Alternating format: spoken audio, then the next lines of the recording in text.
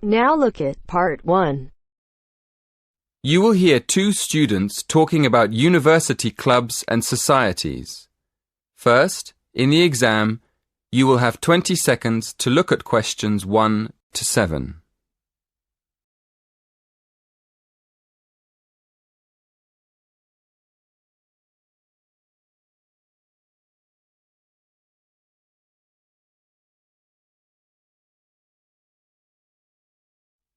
Listen carefully and answer questions 1 to 7.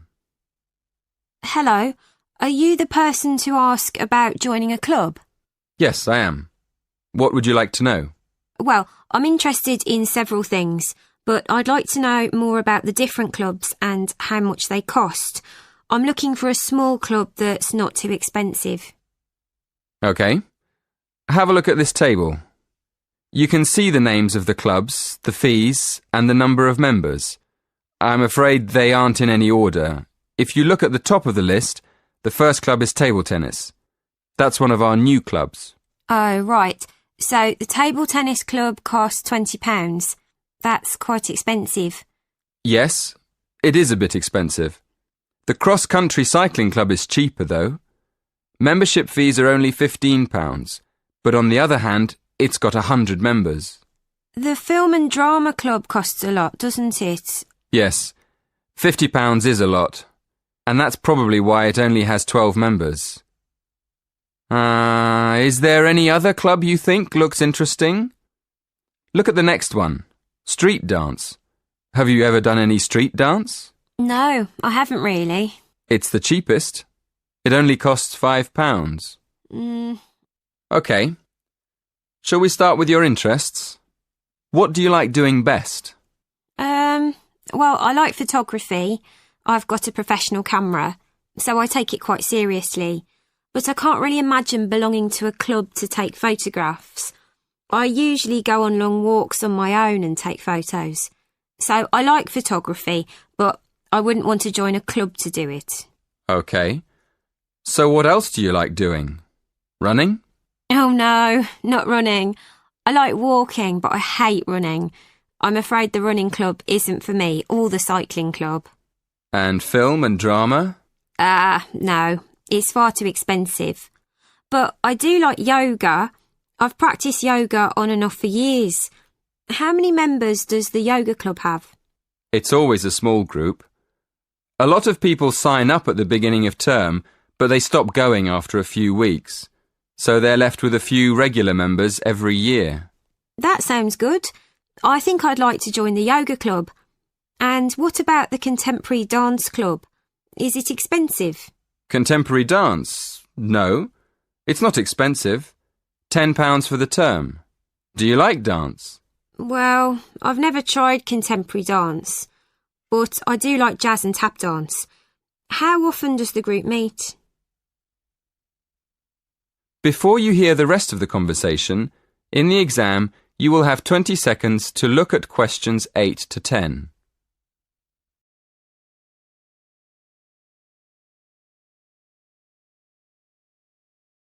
Listen and answer questions 8 to 10. So, can I have your full name, please? Victoria Mandeville. Mandavil? No. Mandeville. L-E. Thank you. And how old are you? 19. And your address? 57, Berry Gardens, Atherton Park, Manchester, M46. How do you spell Berry? B-E-R-R-Y? No, it's B-U-R-Y. Right, B-U-R-Y. And do you have a contact number? Yes, my mobile is 07942 573 279. 07942 573 279. Yes, that's right. Is that all? One more thing. Do you have an email address?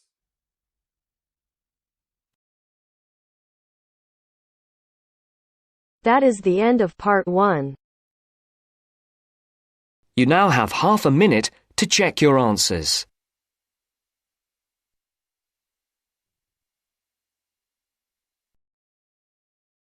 Now turns to Part 2. Part 2. You will hear a talk about safety in different regions. First, look at questions 11 to 14.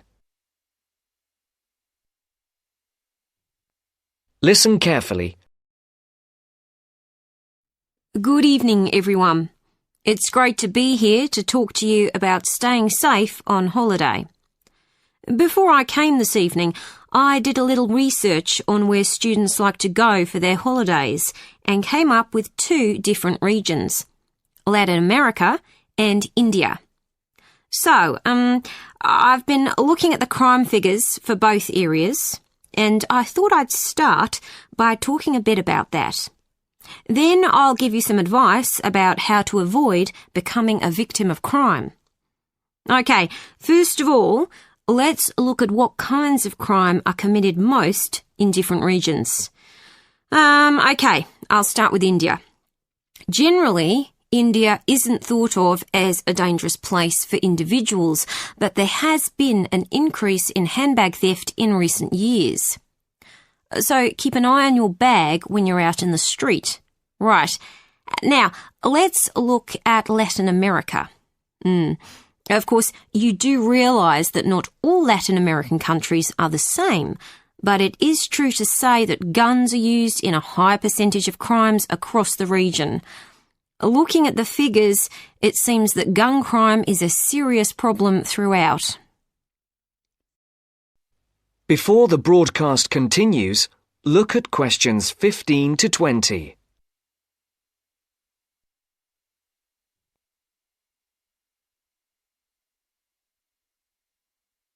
You will now listen to the second part of the talk.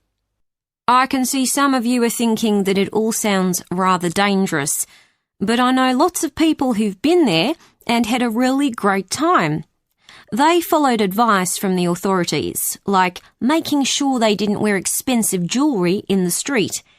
And I'd certainly advise anyone travelling to Latin America to do the same.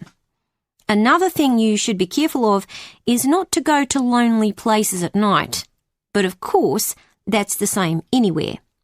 But I must say, you do have to be very careful in some parts of Latin America when you take your money out of a cash machine. Sometimes you find that thieves stand very close to people at cash machines and take their money as it comes out. Okay, so now I'll finish by talking a little bit about India. I've actually been to India, and I didn't have any feeling that it was dangerous at all. First of all, I went on an organised tour with a group of people. This is definitely the best way to go because it's so much safer.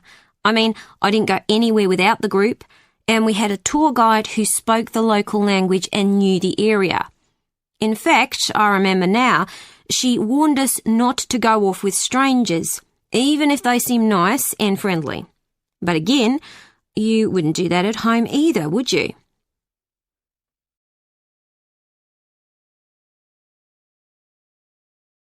That is the end of Part 2.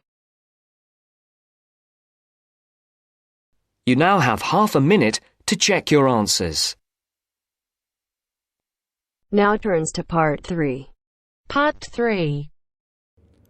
You will hear a conversation between 2 people who are about to share a project at work. First, you have some time to look at questions 21 to 25.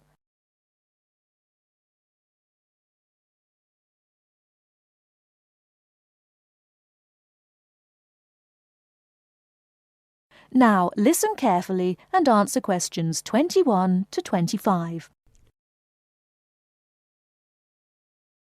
Hi Bill, how are you? I'm okay now, Sarah, but I was so ill last week. Oh dear, what was the problem? Did you eat that dodgy fish in the canteen? No. At first, I thought it was a cold, but then my head started hurting and my eyes started to go blurry. Oh, I'm so sorry. That sounds serious. Yeah, it's okay actually. I went to the doctor and he diagnosed me with a migraine. He gave me some medicine and I'm starting to feel much better. Oh, I'm glad to hear that. Well, I'm also glad you're in today because we have to work on a new project together. Oh, are we in the same section? No, it's just us. No one else. Mr. Donaldson put us down as B team because we live near each other. That could be fun. What do we have to do? Well, the project is partly internet research, then checking reference books for information to prepare a survey, which we have to use with people we know. Great! What's the topic? It's to do with shopping over the last 10 years. We have to find out how customers have changed their behaviour. OK, so what's the first step? I think the first thing to do is to check the list of references he gave me. But my computer is in for repair, so if I check in the reference library, would you be willing to look up some references online? Once we're done with the reference checks, we can write the questions together. That's fine. I'll do the internet research. So, what sort of shopping are we looking at? Only food or goods or clothes shopping? We have to find people who are willing to tell us about personal things, like deodorants, cosmetics, soap or vitamin creams. The other groups are doing food, electrical goods and clothes. That won't be so easy, Sarah.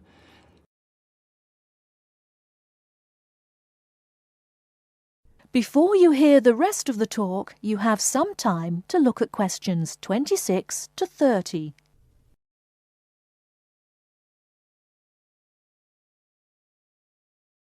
Now listen and answer questions 26 to 30. People might think those things are a bit private. Yes, I thought about that. I'll ask the women and you can ask the men. That should work okay. Well, if you think so. Give me the list of references then. Sorry, I left them in my other bag at Joseph's house. I'll get them for you tomorrow. OK. Well then, this afternoon, I think I'll catch up on the notes from last week. Can you help me, or are you busy? I've made you a copy of my notes already to save you time. Here you are. Wow, thanks, Sarah. That's so thoughtful. Well, since there's nothing for us to do right now, shall we go for lunch? Well, actually, I'll have to catch you later. I have to go to a meeting this afternoon. Can I phone you tonight to arrange when to meet? No, sorry. I have a date. Can we meet in the laboratory for the first class tomorrow? I'm not sure because I have to go to the library to collect some books. What about meeting there at lunchtime? Do you mean in the lab? Yes. OK. See you in the laboratory tomorrow at noon then. Sounds like we have a lot of work to do.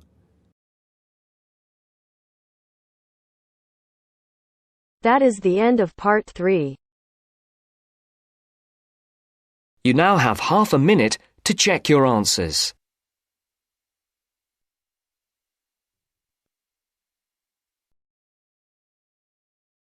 Now turns to part 4. Part 4. You will hear an orientation lecture on sports therapy. First, you have some time to look at questions 31 to 40.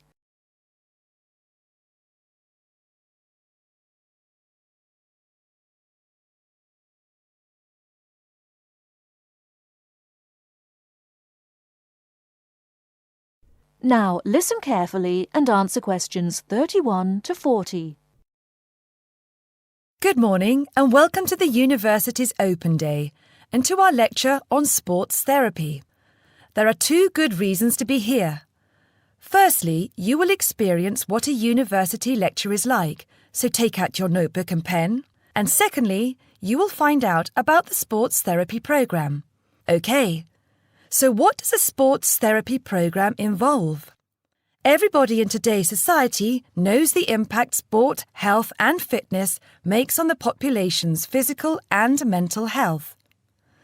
Studying at Kent will develop your understanding of the ideas and issues within the sports therapy, health and fitness industries. Sports therapy is one of the fastest growing careers within the sports sector. The programme teaches you all the specialist knowledge you need in order to work within these industries. This includes scientific aspects such as anatomy and physiology and sports psychology. You learn how to design training programs and lifestyle profiles for a range of clients and to understand the role of sports promotion and event management. The degree also covers the treatment and prevention of sporting injuries and the importance of referral programs. There will be a full description of these subjects for you available at the door when you leave this lecture. Now, just to talk a little about teaching and assessment. The programme involves taking part in and designing practical sports sessions, lectures, small group seminars and private study. On average, you have 6 lectures, 3 practical sessions and a 1-hour-long seminar per week. And you also spend additional time developing your coaching and theoretical knowledge in real-life situations. At Stage 1, the first half of the year is assessed by 100% coursework and observed assessments. A majority of the modules also have written exams within the final half of the year, with the rest practically assessed. Stage 2 and 3 assessment varies from 100% coursework to a combination of examination and coursework, usually in the ratio 50-50, 60-40 or 80-20. You're probably wondering what career paths you can take once you've completed this degree. Well, careers can vary from employment in health and fitness clubs, sports injury clinics, sports development within local authorities, or with national governing bodies of sport, working in community leisure or sports attractions, self-employed personal trainer or sports therapist. There are some requirements you need to fulfill to enter this course. International students can qualify with the following: school certificates and higher school certificates awarded by a body approved by the university, matriculation from an approved university, with a pass in English language at GCSE O-level or an equivalent level in an approved English language test, passing one of Kent's foundation programmes, provided that you meet the subject requirements for the degree course you intend to study, or an examination pass accepted as equivalent to any of the above. In order to enter directly onto a degree course, you also need to prove your proficiency in English, and we ask for one of the following: average 6.5 in Ielts test, minimum 6.0 in reading and writing, Grade B in Cambridge Certificate of Proficiency in English, Grade A in Cambridge Advanced Certificate in English, a pass overall in the JMB/NEAB test in English for overseas students, with at least B in writing, reading and speaking modules, a TOEFL score of at least 580 written test or 237 computer test. If you haven't yet reached those standards, Kent runs a foundation course for international students, which gives you a year's academic and language training before you begin on your degree. Right, that's about it. Any questions? That is the end of Part 4. You now have half a minute to check your answers.